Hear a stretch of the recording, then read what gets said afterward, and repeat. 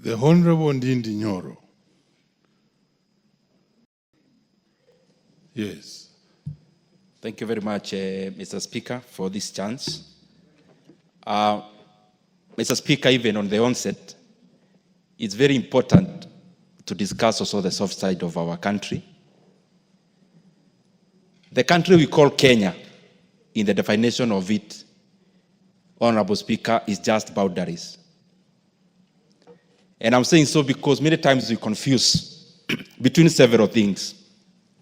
One, what is the country, the republic, the nation, the government, and the state. Honorable Speaker, what we call a country is just by the boundaries that define where Kenya lies.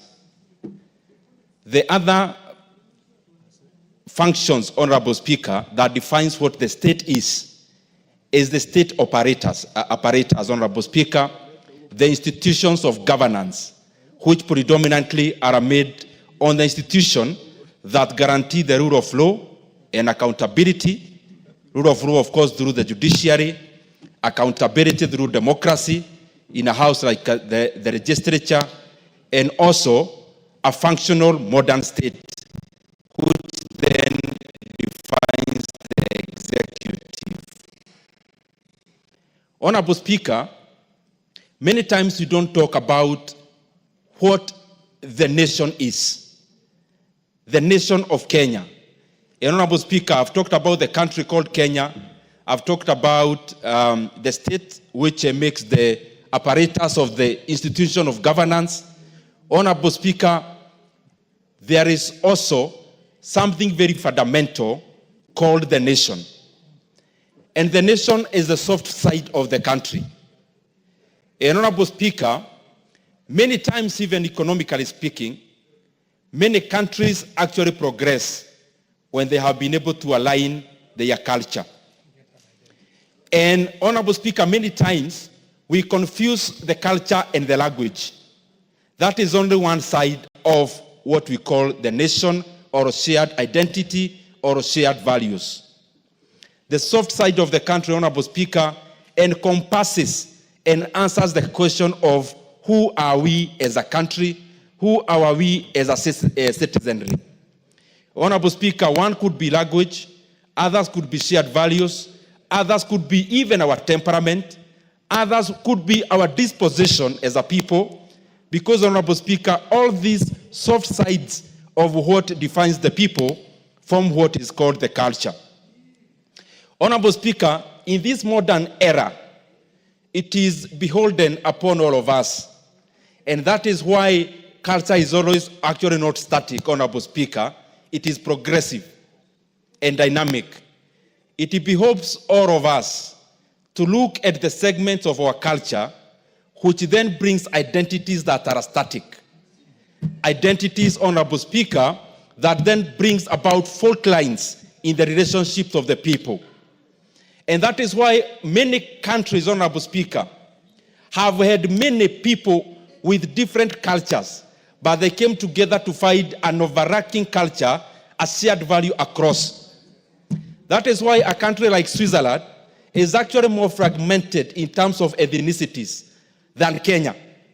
But when you look at it, it is more cohesive. A country like Tanzania, Honorable Speaker, is more fragmented in terms of ethnicities. But when you go to Arusha or Dar es Salaam, and you ask anyone which tribe you come from, the first thing they ask you is, are you Kenyan? And Honorable Speaker, what I'm just trying to say is that it is important progressively. It may not happen very suddenly.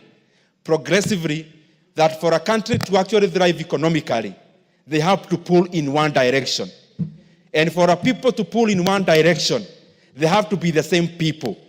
That homogeneity of the people, Honorable Speaker, comes about by coming up with a culture that overacts and a culture that is shared across all people.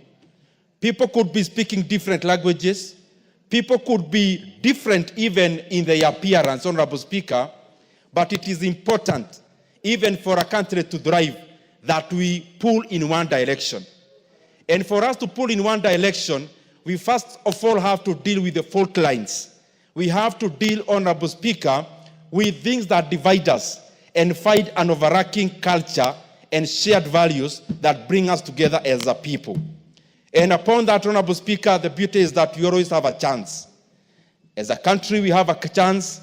As a continent, we have a chance, Honorable Speaker, so that we can define ourselves, Honorable Speaker, through an overarching identity, and an identity that which is not static, but which is fluid. Honorable Speaker, most of the static identities are the ones that pull people apart. For example, when you are born in a different, speaking in a different language, Honorable Speaker, many times, therefore, in that particular ethnicity you come from, you may never be able to change it in your lifetime.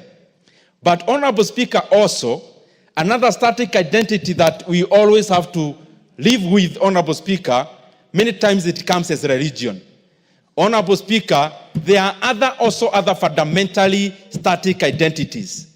But the current era, the modern age of nation building, Honorable Speaker, departs from those static identities and chaperones and comes up, Honorable Speaker, with a fluid identity where people can cross over.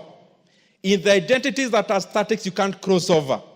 But in a fluid identity that brings people together, it becomes a big bus where anyone can get in, Honorable Speaker, and it becomes an identity where anyone can cross over, Honorable Speaker, and feel they belong.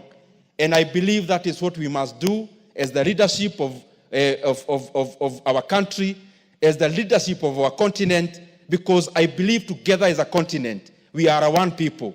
We just have to fight that one commonality, because together, and especially as Africa, we are one people, Honorable Speaker. We must act as one people. We must pull in one direction so that our continent can actually have better days ahead. And even the same should percolate to the individual states, to the individual nations, Honorable Speaker, to the individual countries, so that we continue building a cohesive society. I thank you, Honorable Speaker. Very well. Sounds like the Hegelian philosophy or something of that type. Let's hear from Honorable Wilberforce Oundo. Thank you, Honorable Speaker, for this opportunity to also lend a voice in support of the bill before us, the Culture Bill, which is a bill essentially to give effect to Article 11.3 of the Constitution of Kenya that calls for the protection and preservation of the culture of the people of Kenya. Honorable Speaker,